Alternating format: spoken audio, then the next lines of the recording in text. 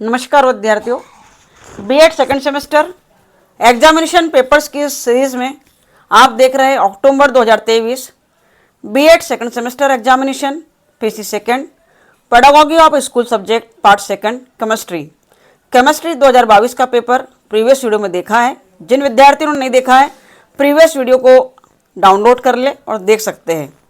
आइए देखते हैं। वही 75 मार्क्स का पेपर होगा, 30 मार्क्स हो गए। सेक्शन ए की ओर चलते हैं। सेक्शन ए, पहला प्रश्न आपके सम्मुख है। रसायन शास्त्र की प्रकृति और क्षेत्र को समझाइए। Explain nature and scope of chemistry. Nature, scope, characteristics, concept, ये ज़रूर इसमें पूछा जाता है। फर्स्ट क्वेश्चन में कोई भी सब्जेक्ट हो यही सब चीज़ें पूछी जाती हैं। सेकेंड है वैज्ञानिक अभिवृत्ति से आपका क्या आशय है। What do you mean by scientific attitude. तीसरा प्रश्न है वैज्ञानिक विधि के पद लिखिए। Write down steps of scientific method. चौथा है उच्चतर माध्यमिक स्तर पर रसायन विज्ञान शिक्षण के क्या उद्देश्य है। What are the objectives of chemistry teaching at higher secondary level. 2023 October chemistry का पेपर हम देख रहे हैं। पांचवा है रसायन शास्त्र शिक्षण के सांस्कृतिक लक्ष्य का संक्षिप्त वर्णन कीजिए। Describe on cultural AIIMS of teaching of chemistry in brief. खोज उपागम, इंक्वायरी अप्रोच आ गई है, यहाँ पर भी इंपॉर्टेंट है। खोज उपागम की कोई 5 सीमाएं लिखिए। तो इस बार खोज का उपागम या खोज विधि को 2 बार पूछ लिया गया है, 2022 में भी। तो समस्या समाधान विधि पूछी जाने की संभावना है। खोज उपागम की कोई 5 सीमाएं लिखिए। Write any 5 limitations of inquiry approach. 7 number इकाई योजना एवं पाठ योजना में अंतर स्पष्ट कीजिए। Clarify difference between unit planning and lesson planning. व्याख्यान सह प्रदर्शन विधि के लाभ एवं हानियां लिखिए। 8वां प्रश्न है व्याख्यान सह प्रदर्शन विधि के लाभ एवं हानियां लिखिए। Write advantages and disadvantages of lecture cum demonstration method. 9 number है रसायन शास्त्र शिक्षण में दृश्य श्रव्य सामग्री का क्या महत्व है। देखिए दृश्य श्रव्य सामग्री ऑडियो विजुअल एड्स, ऐसा नहीं है कि पूछा गया है 23 में तो 24 में नहीं पूछा जाएगा। एक बार नज़र जरूर मार लीजिएगा कि इस बार पूछा जा सकता है। What is the importance of audio visual aids in teaching of chemistry. 10 number को देख रहे हैं संसाधन इकाई किसे कहते हैं। रसायन शास्त्र शिक्षण में संसाधन इकाई का क्या महत्व है। What is resource unit. What is the importance of resource unit for teaching chemistry?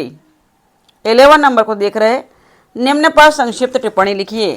Tape recorder और Doordarshan. Right short notes on the following tape recorder and television. 12 number रसायन शास्त्र शिक्षण में संचार माध्यम की क्या भूमिका है। What is the role of mass media in teaching of chemistry? 13 A section के 13 क्वेश्चन की ओर चलते हैं। स्व अनुदेशन सामग्री के महत्व को स्पष्ट कीजिए। Right the importance of self learning method. साथ ही साथ 14 नंबर का प्रश्न ए सेक्शन का लास्ट क्वेश्चन स्क्रीन पर आपके सामने है। Right merit and demerits of demonstration method. तो डिमोन्स्ट्रेशन मेथड भी बहुत इंपॉर्टेंट है प्रदर्शन विधि केमिस्ट्री में। सेक्शन बी को देखते हैं। टोटल 4 प्रश्न आपके सामने आएंगे। 2 प्रश्नों को करना है जो आपके पसंदीदा प्रश्न हो, अच्छे प्रश्न हो, जिनके उत्तर आपको याद हो, उन्हें करिएगा।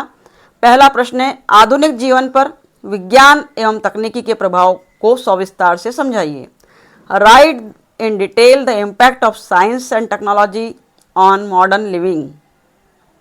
सेकेंड है रसायन विज्ञान के किसी एक प्रकरण पर कक्षा 9वीं के विद्यार्थियों हेतु एक पाठ योजना का निर्माण कीजिए। तो विद्यार्थियों पाठ योजना भी एक आने की संभावना है, आते ही अक्सर। Prepare a lesson plan on any one topic of chemistry for class 9th student.